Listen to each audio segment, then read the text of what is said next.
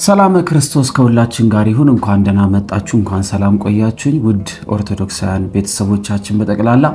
እንግዲህ ዛሬ የቅዱስ ጳውሎስን መልእክት ለቆላስያስ ሰዎች የላከውን አንድ ብለን እንጀምራለን። ዛሬ ምዕራፍ አንድን እንማራለን። በተከታታይ ለእናንተ በእንደዚህ አይነት መልክ ቪዲዮ እየተሰራ ይቀመጥላችኋል።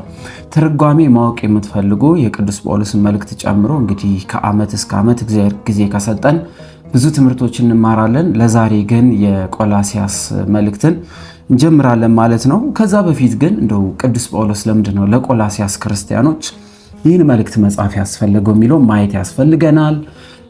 ትርጓሜ ስንማር የመጽሐፍ ቅዱስ ክፍሎች ለምን ተጻፉ? ምንድን ነበረ ምክንያቱ?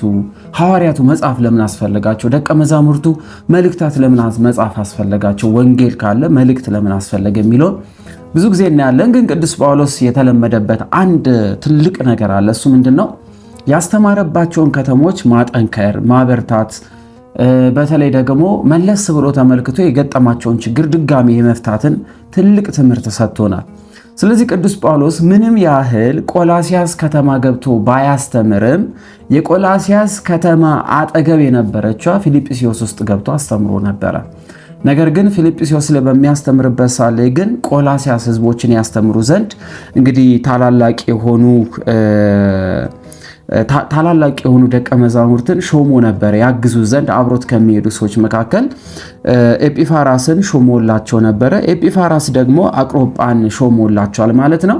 ጳውሎስ ኤጲፋራስን፣ ኤጲፋራስ ደግሞ አክሪዮጳን ሾሞላቸው የቆላስያስ ክርስቲያኖች ክርስትናን ተቀብለው ከጣዖት አምልኮት ከተለያየ አምልኮት መጥተዋል ማለት ነው። ስለዚህ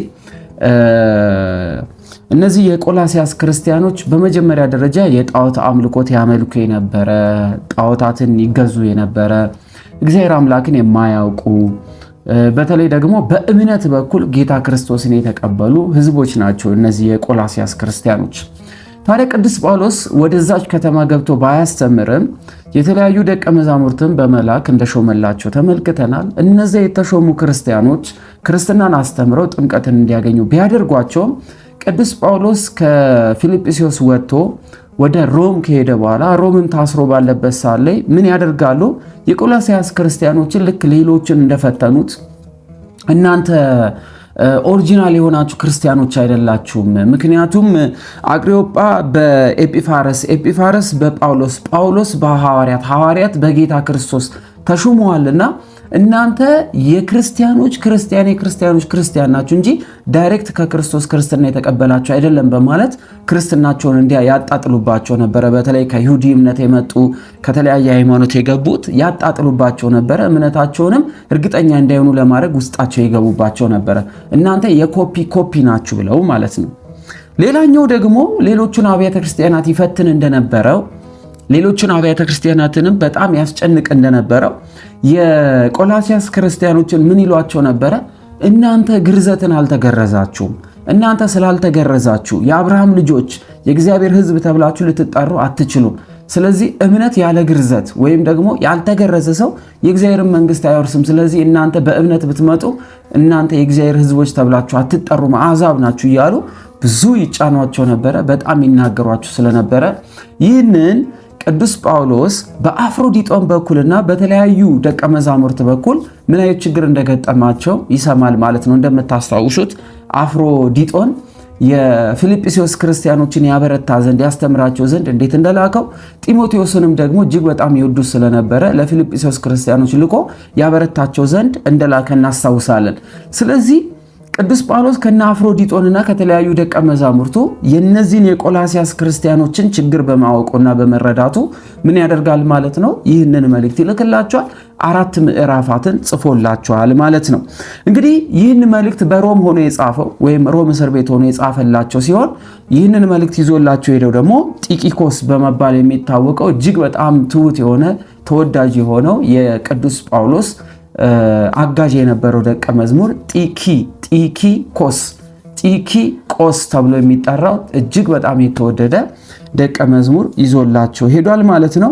ቆላስያስ ሮም አገዛዝ ስር የነበረች ብትሆንም በአሁን ሰዓት ግን በቱርክ ግዛት ስር የምትገኝ ከተማ ናት ማለት ነው። እንግዲህ ይህንን አውቀናል። መጋቢ ስብሐት ዳምጤ ለቆላሲያስ የተጻፈበት ሁለት ዋና ምክንያቶችም አሉ በማለት ያስቀምጣሉ። አንደኛው የቆላሲያስ ተወላጅ የፊሊሞና ባሪያ የነበረው አናሲሞስ፣ እንደምታስታውሱት አናሲሞስ የፊሊሞና ባሪያ ነበረ። አናሲሞስ ብር ሰርቆ ከፊሊሞና ጋር ተጣልቶ ነበርና ቅዱስ ጳውሎስ ሁለቱን ለማስታረቅ እንዲሁም ደግሞ ባሪያ የነበረውን አናሲሞስን መክሮት እንደነበረና እንዲሁም ደግሞ ፊሊሞናን በጌታ ፍቅር አናሲሞስን ይቅር ይለው ዘንድ እዳም ካለበት እኔ ከፍላለሁ ብሎ ለፊሊሞና በላከው መልእክቱ ላይ ቅዱስ ጳውሎስ እንዴት አድርጎ እንዳወራ እናውቃለን። ስለዚህ የቆላሲያስ ተወላጅ ነው ፊሊሞና ማለት ነው። ስለዚህ ይሄ መልእክት የተላከለ ፊሊሞና የአናሲሞስ አለቃ የነበረው በቆላሲያስ ውስጥ የቆላሲያስ ተወላጅ ስለነበረ ልኮለታል ማለት ነው። ሌላው ቀደም እንደተናገርነው የቆላሲያስ ቤተክርስቲያን ውስጥ ስለገባው የሐሰት ትምህርትና እነዚህ ቢጽ ሐሳያን ስለሚያሰማሩት ክፉና መጥፎ የሆነ ትምህርት ለመቃወም ቅዱስ ጳውሎስ መልእክታትን ልኮላቸዋል ማለት ነው። ይህንን መልእክት ይዞ የሄደው ጢኪቆስ ነው ማለት ነው። እንግዲህ ይህ የቆላሲያስ መልእክት መግቢያችን ይሆናል ማለት ነው። የቆላሲያስ መልእክት በእነዚህ ዋና ዋና ምክንያት ተጽፏል። የፊሊሞናን ጥንካሬ የአናሲሞስን ጥንካሬ እንዲጨምር ያቺ ቤተክርስቲያን እንዲያበረታ እንዲጠነክሩና ቤተክርስቲያን እንዲጠብቁ እንዲሁም ደግሞ ቢጽ ሐሳያኖችን ለመቃወም ቅዱስ ጳውሎስ ይሄንን መልእክት ልኮላቸዋል። ጢኪቆስ እንግዲህ ይህን ደብዳቤ አድርሶላቸዋል ማለት ነው። ዋናው የቆላሲያስ መልእክት የተጻፈበት ዋነኛው ምክንያት ይሄ ነው። የቆላሲያስ መልእክት 4 ምዕራፋት እንዳሉት በደንብ አድርጋችሁ ማስታወሻ እንድትይዙ ፈልጋለሁ። ከአፍታ ቆይታ በኋላ ተመልሰን እንገናኛለን። ሼርና ላይክ አድርጉት። እስቲ አንድ ጥያቄ ልጠይቃችሁ።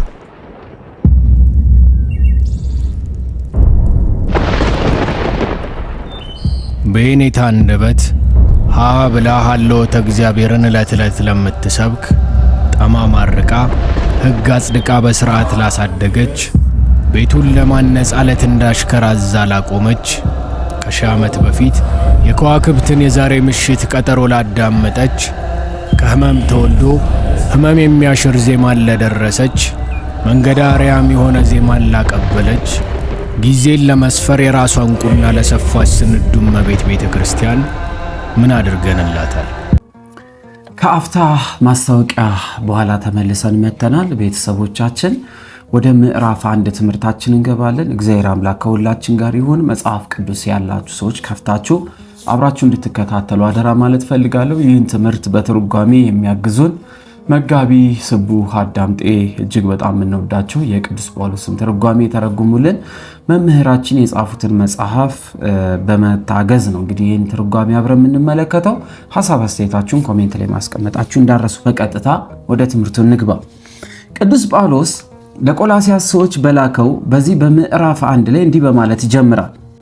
በእግዚአብሔር ፍቃድ የኢየሱስ ክርስቶስ ሐዋርያ የሆነ ጳውሎስ ጢሞቴዎስም ወንድሙ በቆላሲያስ ለሚኖሩ ቅዱሳንና በክርስቶስ ለታመኑ ወንድሞች ከእግዚአብሔር ከአባታችን ከጌታም ከኢየሱስ ክርስቶስ ጸጋና ሰላም ይሁን በማለት እንደተለመደው በሰላምታ ይጀምራል ማለት ነው።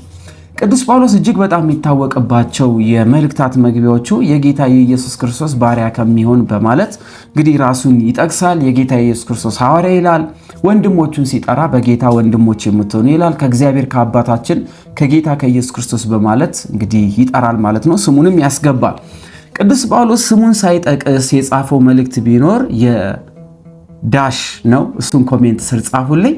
እንግዲህ እዚህ ጋር እንደምንመለከተው በቁጥር 1 ላይ በእግዚአብሔር ፍቃድ የኢየሱስ ክርስቶስ ሐዋርያ የሆነ ሲል ሐዋርያ ብሎ ራሱን የሚጠራው ጌታ ክርስቶስ በደማስቆ ቅዱስ ጳውሎስን እንደጠራው ቅዱስ ጳውሎስን ለወንጌል አገልግሎት እንደመረጠው ለዛውም ደግሞ እግዚአብሔር አምላክን የማያውቁ ጣዖት አምላኪዎችን አስተምሮ ወደ ሃይማኖት ይመልስ ዘንድ ቅዱስ ጳውሎስን እንደሾመው ቅዱስ ጳውሎስ ይነግረናል ማለት ነው። በተለይ ደግሞ የአሕዛብ መምህር በመባል ቅዱስ ጳውሎስ ይታወቃል። ጢሞቴዎስ ወንድሙ የሚለው በጌታ በኢየሱስ ክርስቶስ ጢሞቴዎስን አጥምቆ ወንድሙ ስላደረገው ቤተሰቡ ስላደረገው ማለት ነው። ስለዚህ ጳውሎስ ጢሞቴዎስን ወንድሜ እያለ ይጠራል። በአገልግሎትም አብሮት የሚፋጠን ስለሆነ በቆላሲያስ ለሚኖሩ ቅዱሳን ይላል። የቆላሲያስ ክርስቲያኖችን በአጠቃላይ ሲጠራ ቅዱሳን እያለ ቅዱስ ጳውሎስ ይጠራል። በጌታ በኢየሱስ ክርስቶስ የተቀደሱ የጌታ ኢየሱስ ክርስቶስን ሞትና ትንሣኤ የተባበሩ ሁሉ ቅዱሳን ተብሎ ይጠራሉ ማለት ነው። ለታመኑ ወንድሞች ይላቸዋል። በእምነት የጸኑና ታምነው የጠበቁ ስለነበሩ በጌታ በክርስቶስ የታመናችሁ በማለት ይናገራል። ከእግዚአብሔር ከአባታችን ሲል እግዚአብሔር አብን ነው። ከጌታ ከኢየሱስ ክርስቶስ ሲል ደግሞ ወልድን ይጠራል ማለት ነው። በምድር ላይ ተመላልሶ ለሰው ልጆች ሁሉን እውቀት ሰማያዊ የሆነ አባትን መንፈስ ቅዱስን ገልጦ አስተምሮናልና ጌታ ኢየሱስ ክርስቶስን ይጠራል ማለት ነው። ጸጋና ሰላም ከሁላችን ጋር ይሁን፣ አሜን። ስለ እናንተ ስንጸልይ ይላል ቅዱስ ጳውሎስ በሰማይ ከተዘጋጀላችሁ ተስፋ የተነሳ በክርስቶስ ኢየሱስ ስለ እምነታችሁ ለቅዱሳን ሁሉ ስላላችሁ ፍቅር ሰምተን ይላል። ይህ ማለት ምን ማለት ነው? ስለ እናንተ ስንጸልይ በሰማይ ከተዘጋጀላችሁ ተስፋ ማለት መንግሥተ ሰማያትን ነው። አንድም ቅዱስ ጳውሎስ ለክርስቲያኖች ሁሉ ጸሎት ያደርስ እንደነበረ፣ በጸሎት ሰዓት ሁሉ ያስባቸው እንደነበረ፣ ለጸሎት በተሰባሰቡ ጊዜ ሁሉ የቆላስያስን ክርስቲያኖችም ጭምር እንደሚያስባቸው ይነግርና በሰማይ ከተዘጋጀላችሁ ሲል ጌታ ክርስቶስን በማመን የዘላለም ሕይወትን ለማግኘት መንግሥተ ሰማያት ተዘጋጅቷልና በሰማይ ከተዘጋጀላችሁ ያቺ ተስፋ ስለምታደርጓት በማለት ይነግራቸዋል። በጌታ በክርስቶስ ስለ እምነታችሁ ለቅዱሳን ሁሉ ስላላችሁ ፍቅር ሰምተን ይላል። ለቅዱሳን የሚለው ለክርስቲያኖች ሁሉ የቆላስያስ ሰዎች ለክርስቲያኖች ሁሉ ህብረት፣ ለክርስቲያኖች ሁሉ ፍቅርን ይሰጡ ስለነበረ ስለ እናንተ ሰምተን የጌታችን የኢየሱስ ክርስቶስ አባት እግዚአብሔር ሁል ጊዜ እናመሰግናለን፣ ስለ እናንተ እግዚአብሔር እናመሰግናለን በማለት ስለ ቆላስያስ ክርስቲያኖች እግዚአብሔር አምላክን እንደሚያመሰግን ቅዱስ ጳውሎስ ይናገራል። ስለዚህም ተስፋ በወንጌል እውነት ቃል አስቀድማችሁ ሰማችሁ። ተስፋ የሆነችዋን ሕይወት የሆነችዋን የዘላለም መንገድ የሆነችዋን ይችን የምስራች ተብላ የተጠራችውን ወንጌል ከሁሉ አስቀድማችሁ ሰማችሁ በማለት ቅዱስ ጳውሎስ ይናገራል ማለት ነው። ይህ በዓለም ሁሉ ደግሞ ወደ እናንተ ደርሷል። ይህ ሁሉ በዓለም እንዳለ ወደ እናንተ ደርሷል በማለት እነሱ የሰሙት ወንጌል በዓለም ሁሉ የተዳረሰ ዓለም ሁሉ የሰማው ወንጌል እነሱ መስማታቸውን ይናገርና እግዚአብሔርን በጸጋ በእውነት ከሰማችሁበት ካወቃችሁበት ቀን ጀምሮ በማለት ይናገራል። ወንጌል በእነርሱ ላይ ብቻ ሳይሆን በዓለም ፍሬ እንዳፈራ እያደገ መሆኑን ይነግራቸዋል ማለት ነው። ስለዚህ የእግዚአብሔር ጸጋ በእናንተ ላይ አድሮ ይህንን ወንጌል እንድሰሙ ሆኗል በማለት ቅዱስ ጳውሎስ የቆላስያስ ክርስቲያኖችን የእግዚአብሔርን ወንጌል ለመስማት ከዓለም ያልተለዩ መሆናቸውን ከዓለም እንደውም አስቀድሞ መስማታቸውንና ይህንን ወንጌል እንደተቀበሉ የእግዚአብሔርም ጸጋ በእነሱ ላይ እንደሚያድር ይነግራቸዋል ማለት ነው።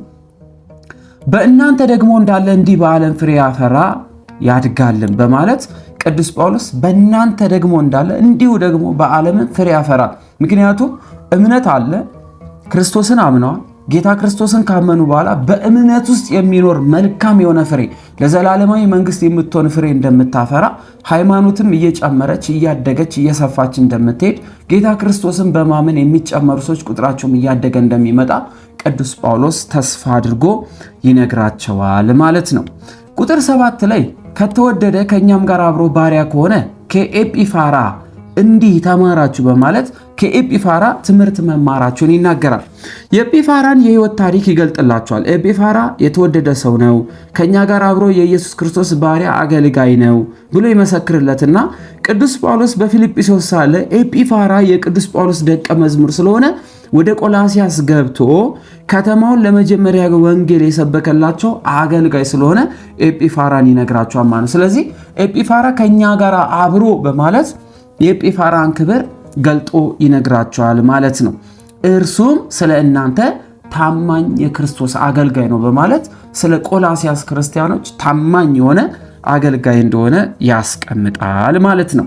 ቁጥር 8 ላይ ደግሞም በመንፈስ ስለሚሆን ስለ ፍቅራችሁ አስታወቀን በማለት ኤጲፋራስ በመንፈሳዊ ፍቅር ያላችሁ ሰዎች መሆናችሁ ነግሮናል በማለት ይናገራል። መንፈሳዊ የሚለው ህብረታቸውን፣ መተሳሰባቸውን፣ አንድነታቸውን፣ ከኃጢአት የራቁ መሆናቸውን፣ ራሳቸውን የገዙ መሆናቸውን፣ የተለያዩ ነገሮችን ለተለያዩ ክርስቲያኖች ለማድረስ የተዘጋጁ መሆናቸውን ኤጲፋራስ እንደነገራቸውና በመንፈስ ቅዱስ የሚለው የመንፈስ ቅዱስን ይሄ መንፈሳዊ የሆነው መንፈስ ቅዱስ የተሞላበትን ህይወት እንደሚኖሩ መንፈሳዊ ፍቅር እንዳላቸው ጭምር ቅዱስ ጳውሎስ ኤጲፋራስ ነግሮናል በማለት ያስታውሳቸዋል ማለት ነው።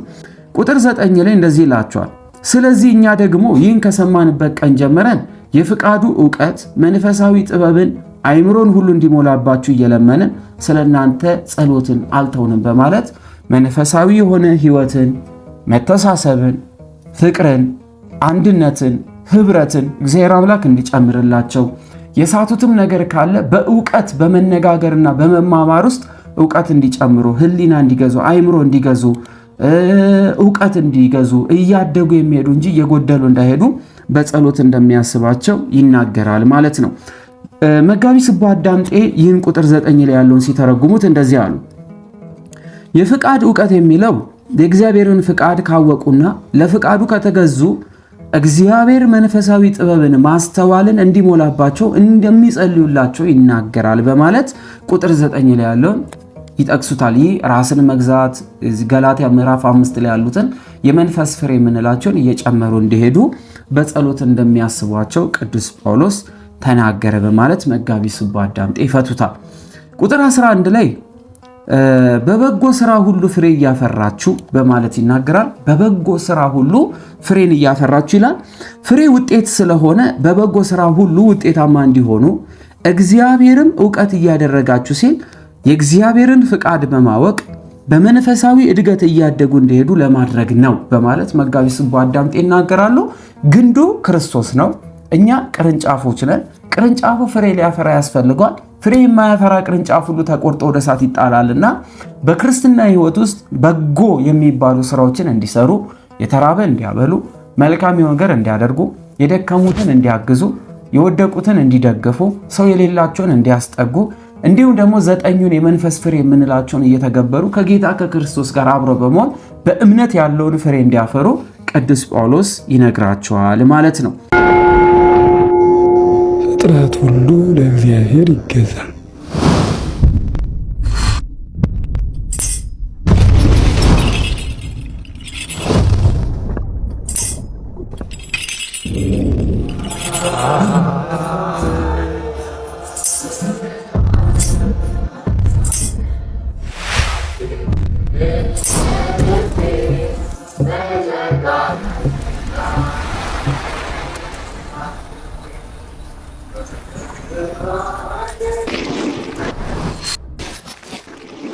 ቆዳን ለሐመረ ብርሃን በማበርከት የቤተ ክርስቲያንን ታሪክ በብራና ያኑሩ።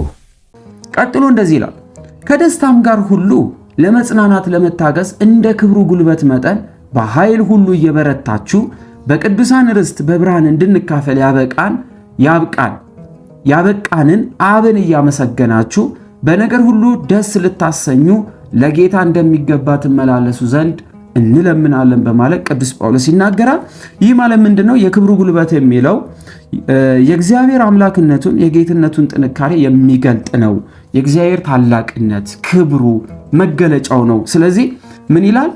እንደ ክብሩ ጉልበት ሲል ኃይሉን፣ ስልጣኑን፣ ገዢነቱን፣ አምላክነቱን መግለጫ በማለት ቅዱስ ጳውሎስ የተናገረው መጋቢ ስብሐት ዳምጤ ይተረጉሙታል። ስለዚህ ከደስታ ጋር በሁሉ ለመጽናናት ለመታገስ እንደ ክብሩ ጉልበት መጠን በኃይሉ እየበረታችሁ ሲል የሚመጣባችሁ መከራ ሁሉ እግዚአብሔር አምላክ እያበረታችሁ፣ ድካማችሁን ሁሉ እግዚአብሔር እየሞላላችሁ፣ የሚመጣባችሁን ፈተና ሁሉ ስለ እግዚአብሔር ብላችሁ ታግሳችሁ ለማለት ነው። በቅዱሳን ርስት በብርሃን እንድካፈል ያበቃንን አብን እያመሰገናችሁ ሲል እግዚአብሔር አብ አንድያ ልጁን ወደዚህ ምድር ልኮ ወንጌልን እንድናውቅ ወደ ብርሃን እንድንመጣ እንድንመላለስ ነግሮናልና ይህ ሲናገር ነው። በነገር ሁሉ ደስ ልታሰኙ ለጌታ እንደሚገባ ትመላለሱ ዘንድ ሲል ጌታ ክርስቶስ ወንጌልን አስተምሯል፣ በምድር ተመላልሷል።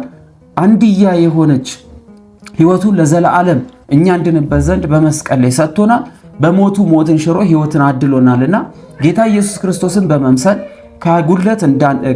ከሙላቱ እንዳንጎድል ከመንግስቱ እንዳንጠፋ በጌታ ትእዛዝ እንድንሄድና እርሱን እንድናመሰግነው የእሱም ልጆች ተብለን እንድንጠራ ቅዱስ ጳውሎስ ያሳስባል ማለት ነው። ስለዚህ ለዚህ ነው በነገር ሁሉ ደስ ልታሰኙት ለጌታ እንደሚገባ ትመላለሱ ዘንድ እንለምናለን በማለት ቅዱስ ጳውሎስ በትእዛዝ መልክ ብቻ ሳይሆን በልመናም ጭምር ሲያስቀምጥላቸው እንመለከታለን። እርሱ ከጨለማ ስልጣን አዳነን ይላል። ከጨለማ ስልጣን ማለት የሰው ልጆች ሁሉ በአዳም በደል በሞት ውስጥ ስለነበረንና ሞት ገዝቶን ስለነበረ ነፃ ፈቃዳችን አተን ስለነበረ አንድ ልጁን እግዚአብሔር አብ ወደ ምድር ልኮ የማይሞት አምላክ በስጋ እንዲሞት ሞትን እንዲቀብርልን በትንሣኤውም ከእርሱ ጋር አንድ እንድንሆን አድርጎናልና ቅዱስ ጳውሎስ ምን ይላል? እርሱ ከጨለማ ሥልጣን አዳነን ሲል በጌታ በኢየሱስ ክርስቶስ ምክንያት ከዘላለማዊ ሞት ወደ ዘላለማዊ ሕይወት መጥተናል። ከዘላለማዊ ጨለማ ወደ ዘላለማዊ ሕይወት ወደ ዘላለማዊ ብርሃን መጥተናልና በማለት ቅዱስ ጳውሎስ ሲናገር አዳነን ብሎ ያስቀምጣል። ቤዛነቱም እርሱንም የኃጢአትን ስርየት ወዳገኘንበት ወደ ፍቅሩ ልጅ መንግሥት አፈለሰን በማለት በጌታ በኢየሱስ ክርስቶስ የመስቀል ሥራ ወደ ዘላለም ሕይወት መጥተናል።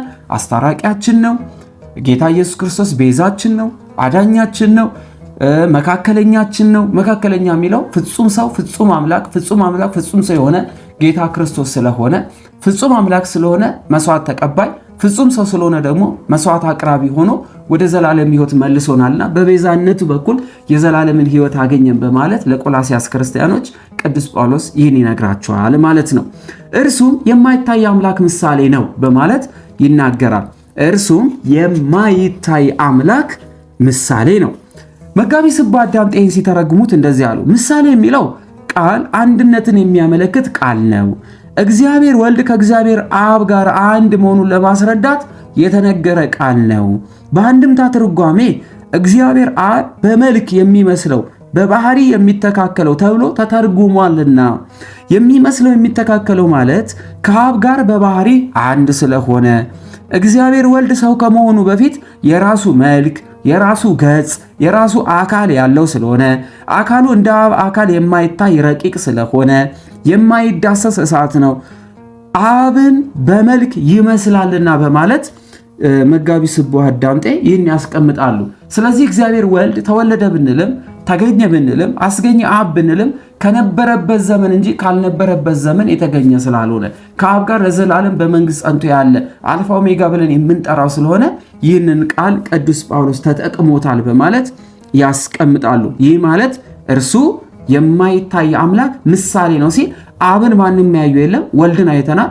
ወልድን ያዩ ሰዎች በጠቅላላ ደግሞ እግዚአብሔር አብን አይተውታልና ማለት ነው።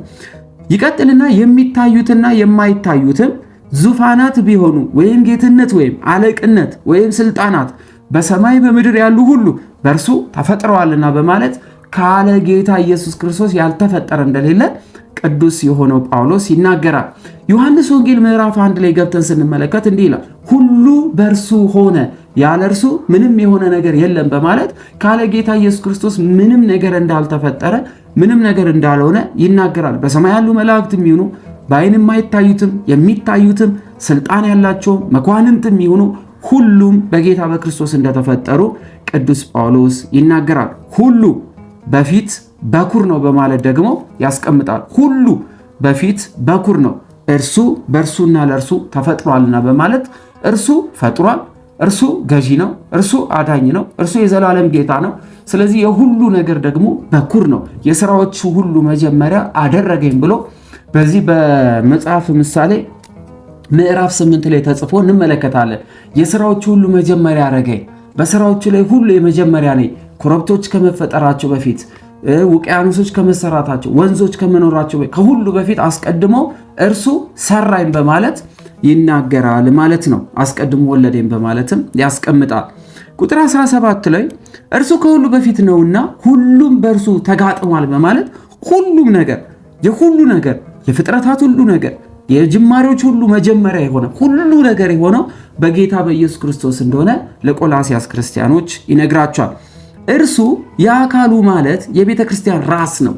ጌታ ኢየሱስ ክርስቶስ ቤተ ክርስቲያንን መስርቷታልና የቤተ ክርስቲያናችን ራስ የሆነው ክርስቶስ ነው በማለት ቅዱስ ጳውሎስ እርሱ የአካሉ ቤተ ክርስቲያን የጌታ ኢየሱስ ክርስቶስ አካል ናትና የቤተ ክርስቲያን አካል ራስ የሆነው ኢየሱስ ክርስቶስ እንደሆነ ቤተ ክርስቲያን ራሷ የክርስቶስ አካል ናት። እኛም ስንጠመቅ ሞቱን በሚመስል ሞት ትንሣኤውን በሚመስል ትንሣኤ ከእርሱ ጋር አንድ ስንሆን እርሱ በእኛ እኛ በሱ ውስጥ እንኖራለንና የጌታ ክርስቶስ አካል ተብለን እንጠራለን ማለት ነው። እርሱም በሁሉ ፊተኛ ይሆን ዘንድ መጀመሪያ ከሙታንም በኩር ነው በማለት ከሙታን መካከል የመጀመሪያ በኩር ሆኖ ትንሣኤያችን ይሰጠን ዘንድ ሞትን ቀብሮልን ትንሣኤን ያድለን ዘንድ የመጀመሪያው የትንሣኤያችን በኩር የሆነ ጌታ ክርስቶስ መሆኑን ያስቀምጣል ማለት ነው። ስለዚህ ከዚህ በኋላ የምንነሳው ትንሣኤ የክርስቶስን ትንሣኤ ይሆናል። ስለዚህ የትንሣኤያችን በኩር የሆነ ጌታ ክርስቶስ ነው ብሎ ያስቀምጥላቸዋል። እግዚአብሔር ሙላቱ ሁሉ በእርሱ እንዲኖር በእርሱም በኩል በመስቀሉ ደም ሰላም አድርጎ በምድር ወይም በሰማያት ያሉትን ሁሉ ለራሱ እንዲያስታርቅ ፈቅዷልና በማለት ይናገራል። እግዚአብሔር አብ አንድያ ልጁን ወደ ምድር ላከልን። የማይሞት አምላክ በስጋ ሞተ ብለን እንናገራለን። ይህ በስጋ የሞተልን እርሱ አስቀድሞ በዘላለም መንግስት የነበረ የማይሞት አምላክ በስጋ ሞቶልናልና በራሱ ደም በኩል የዘላለም ሕይወትን ይሰጠን ዘንድ ያስታርቀን ዘንድ ከአባቱ ከራሱ ከመንፈስ ቅዱስ ጋር ያስታርቀን ዘንድ የማይሞት አምላክ በመስቀል ላይ ሞቶ በደሙ በኩል የዘላለም ሕይወትን እንደሰጠን ቅዱስ ጳውሎስ ይናገራል ማለት ነው። ቁጥር 22 ላይ እናንተም ነውርና ነቀፋ የሌላችሁ ቅዱሳን አድርጎ በእርሱ ፊት ያቀርባችሁ ዘንድ በፊት የተለያያችሁትን ክፉ ስራችሁን በማድረግ በሐሳባችሁ ጠላቶች የነበራችሁትን አሁን በስጋው ሰውነት በሞቱ በኩል አስታረቃችሁ በማለት ቅዱስ ጳውሎስ ያስቀምጣል። እናንተ ነውርና ነቀፋ የሌለባችሁ ቅዱሳን አድርጎ ሲል ጌታ ክርስቶስን በማመን ከጣዖት አምልኮት ከተለያየ ክፉ ሐሳብ ወደ ክርስትና መጥተዋልና ከነቀፌታም ነውር ከሌለበት ነገር ሁሉ እንደመለሳቸው ቅዱሳን እንዳደረጋቸው ይናገራል። በፊት ሲል ግን ክርስትናን ከመቀበላቸው በፊት ጣዖት አምላኪ ቅዱስ ያልነበረ ነገር ያደርጉ እንደነበረ ቅዱስ ጳውሎስ ይናገርና አሁን ግን በስጋው ሰውነቱ በሞቱ ይላል። በስጋው የሚለው አምላክ በመለኮት አይሞትም፣ ነገር ግን የአዳምን ስጋ ገንዘብ አድርጓል። ከማርያም ስጋ ነስቷል፣ ነፍስን ነስቷልና ስለ ሰውነቱ በስጋ ሞተ ይላል፣ ስለ ሰውነት ባህሪ። ስለዚህ በስጋ ሞተ ተብሎ የተነገረለት ጌታ ኢየሱስ ክርስቶስ እርሱ በሞቱ ምን አረገ? አስታረቀን በማለት ሞቱ ሕይወት እንደሰጠን ይናገራል ማለት ነው። ስለዚህ ይህን ያደረገላችሁ እሱ ጌታ ክርስቶስ ነው ብሎ የቆላስያስ ክርስቲያኖች አስቀድሞ የነበሩበትን ኃጢአትና አሁን ያለቡትን ቅድስና ይነግራቸዋል። ይህም ቁጥር 23 ላይ ተመስርታችሁና ተደላላችሁ ከሰማችሁት ከወንጌል ተስፋ ሳትወጡ በሃይማኖት ጸንታችሁ ብትኖሩ ይሆናል። በሃይማኖት ጽናት እንደሚያስፈልግ አንዴ ድነናል፣ ከዚህ በኋላ መዳናችንን ማንም ሊወስድብን አይችልም የሚል ትምህርት እንዳይዙና ድነዋል ከዘላለም ሞት፣ ነገር ግን ድህነታቸውን በመፍራት በመንቀጥቀጥ ይጠብቁ ዘንድ እንዳይነጠቁ ይናገራል። ይህም ተመስርታችሁና ተደላላችሁ ከሰማችሁትም ከወንጌል ተስፋ ሳትወጡ በሃይማኖት ጸንታችሁ ብትኖሩ ይኖራል የእግዚአብሔር መንግስት ለመውረስ። ስለዚህ ጽናት ያስፈልጋል ማለት ነው። ይህም ወንጌል ከሰማይ በታች ባለው ፍጥረት ሁሉ ዘንድ የተሰበከ ነው፣ እኔም ጳውሎስ የእርሱ አገልጋይ ሆንኩ በማለት ይናገራል። ቅዱስ ጳውሎስ አስቀድሞ ጌታ ክርስቶስን የሚያሳድድ ቢሆንም አሁን ግን የወንጌል አገልጋይ እንዲሆን እንደተመረጠና ጌታ ክርስቶስን እንዳመነ ይነግራቸዋል ማለት ነው። አሁን በመከራዬ ስለ እናንተ ደስ ይለኛል። ቅዱስ ጳውሎስ ሮም እስር ቤቱ ስላለ ይህንን መልእክት ሲጽፍላቸው በ62 ዓመተ ምህረት አካባቢ ሮም የነበረበት በተለይ ደግሞ ሰማዕትነትን ሊቀበል 2 ዓመታት አካባቢ በቀሩ ሰዓት የጻፈላቸው መልእክት ነው። ስለዚህ ምን ይላል? አሁን በመከራዬ ስለ እናንተ ደስ ይለኛል። አሁን የምቀበለው መከራ፣ አሁን የታሰርኩት እስራት፣ አሁን የምገረፈው ግርፋት ሁሉ ስለ እናንተ ደስ ይለኛል። ምክንያቱም አስተምሯቸዋል፣ ወደ ጌታ አምጥቷቸዋልና ዘላለማዊ የሆነ የእግዚአብሔርን ክብር ለማግኘት የምቀበለው መከራ ምንም አይደለም በማለት ቅዱስ ጳውሎስ ይናገራል። ስለ አካሉም ማለት ስለ ቤተ ክርስቲያን በስጋዬ በክርስቶስ መከራ የጎደለውን እፈጽማለሁ በማለት ስለ ቤተ ክርስቲያን በዚህ ስጋዬ የመጣው ነገር ይምጣ እቀበላለሁ በማለት ቅዱስ ጳውሎስ ስለ ቤተ ክርስቲያንና ስለ ክርስቶስ ብሎ በስጋው የሚቀበለው መከራ ሁሉ ደስተኛ እንዳደረገው ይናገራል። ቁጥር 25 ስለ እናንተ እንደተሰጠኝ እንደ እግዚአብሔር መጋቢነት ይላል። መጋቢነት የሚለው ወንጌልን ያስተምራቸው ስለነበረ ወደ ትክክለኛ መንገድ ይመልሳቸው ስለነበረ መጋቢ ብሎ ራሱን ይጠራል። የእግዚአብሔር ቃል ፈጽሜ እንድሰብክ እኔ የቤተ ክርስቲያን አገልጋይ ሆንኩ በማለት ለቤተ ክርስቲያን አገልጋይ እንደሆነ ለጌታ አካል ተብላ ለተጠራቸው ቤተ ክርስቲያን አገልጋይ እንደሆነና መጋቢ ሲል ወንጌልን የሚያስተምር የሚመግብ ሰማያዊ የሆነ ምግብን የሚሰጥ ስለሆነ መጋቢ ብሎ ራሱን ይጠራል ማለት ነው። ይህም ቃል ከዘላለምና ከትውልድ ጀምሮ ተሰውሮ የነበረ ምስጢር ነው። እሱ አዲስ ኪዳንን ማለት ነው። አሁን ግን ለቅዱሳኑ ተገልጧል። የጌታ የኢየሱስ ክርስቶስ መምጣት የተሰወረውን የተደበቀውን ነገር ሁሉ እንደገለጠ ይነግራቸዋል ማለት ነው። ቁጥር 27 ላይ ለእነርሱም እግዚአብሔር በአሕዛብ ዘንድ ያለው የዚህ ምስጢር ክብር ባለጠግነት ምን እንደሆነ ሊያስታውቅ ወደደ። ምክንያቱም ለተገረዙት ብቻ እምነት የሆነ የተገረዙ ብቻ የእግዚአብሔር አካል የሆኑ ዘንድ የተመረጡ እስከሚመስል ድረስ ብዙ መንገድ መጥተው ስለነበረ በኦሪትም የተገረዘ ብቻ ስለሆነ የእግዚአብሔር ሕዝብ ተብሎ የሚጠራው አስቀድሞ ለአብርሃም የገባው ያ ለዘር ሁሉ ብሎ የተነገረው ቃል ይፈጸም ዘንድ አሕዛብን ሁሉ ይጠራ ዘንድ አሕዛብንም በበትር ይገዛል ተብሎ የተነገረለት ቃል ይፈጸም ዘንድ መሆኑን ይህ ምስጢር ደግሞ መሆኑን በተለይ ደግሞ በአብርሃም በኩል አብርሃም ከመገረዙ በፊት እግዚአብሔርን አመነ፣ የእግዚአብሔር ሰው ሆነ፣ እግዚአብሔር አምላክም ተገለጠለት፣ መገረዝን ምልክት አድርጎ ሰጠው።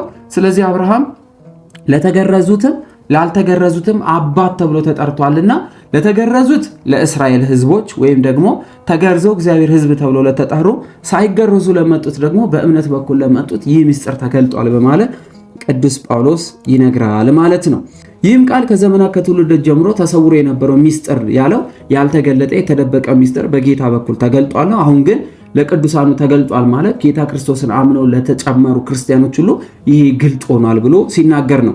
ለእነርሱም እግዚአብሔር በአሕዛብ ዘንድ ያለው የዚህ ምስጢር ክብር ባለጠግነት ምን እንደሆነ ሊያስታውቅ ወደደ። ምስጢሩ የክብር ተስፋ ያለው ክርስቶስ በእናንተ ዘንድ መሆኑ ነው በማለት ከአሕዛብነት ክርስቶስን በማመን በእምነት በኩል ሁሉ ለመጡት ይህ ምስጢር ተፈጸመላችሁ በማለት ቅዱስ ጳውሎስ በእምነት የመጡት በጌታ በኢየሱስ ክርስቶስ ፊት ሙሉ ክብር እንዳላቸው ተስፋ እንዳላቸውና የመንግስቱ ወራሽ እንደሆኑ በሚያጽናና ቃል ይነግራቸዋል ማለት ነው።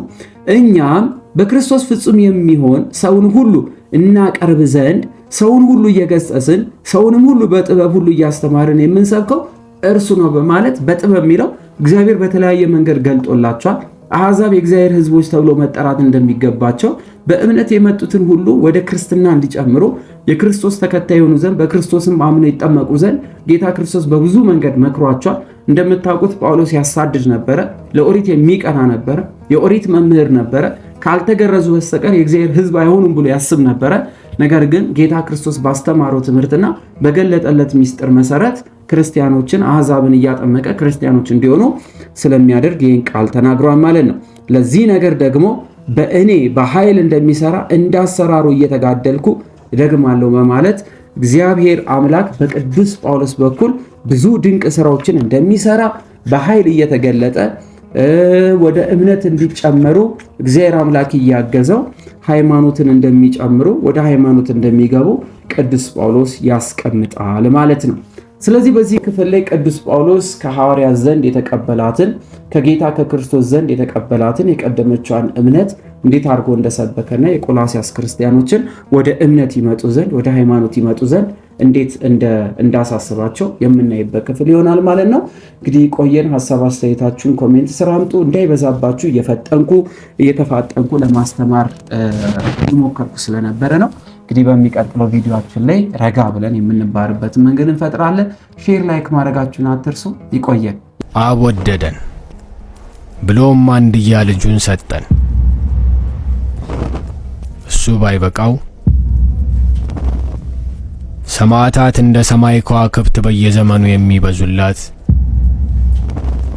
የዘመን ጭጋግ የማይሸፍናት